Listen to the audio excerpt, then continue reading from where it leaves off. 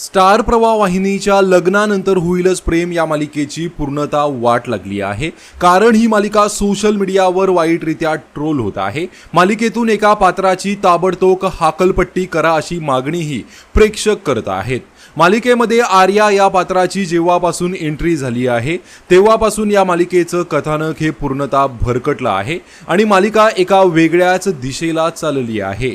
मालिकेचा नायक असलेला जीवा हा सुरुवातीला काव्याच्या प्रेमात होता, त्यानंतर नंदिनीच्या प्रेमात तो पडला आणि आता तो आर्याच्या मागे आहे। आर्या आल्यापासून नंदिनी आणि जीवामध्ये दुरावा आला आहे। मालिकेमध्ये सतत त्यांची भांडणं आणि नकारात्मकता दाखवली जात आहे।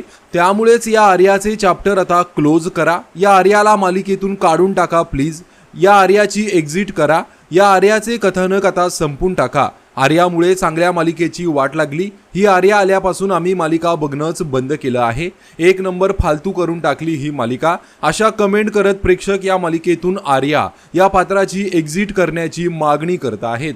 तर तुमची लग्नानंतर होईलच प्रेम मालिकेसंदर्भात आणि या मालिकेत सध्या सुरू असलेल्या कथानकासंदर्भात काय प्रतिक्रिया आहे कमेंट करून नक्की सांगा। धन्यवाद।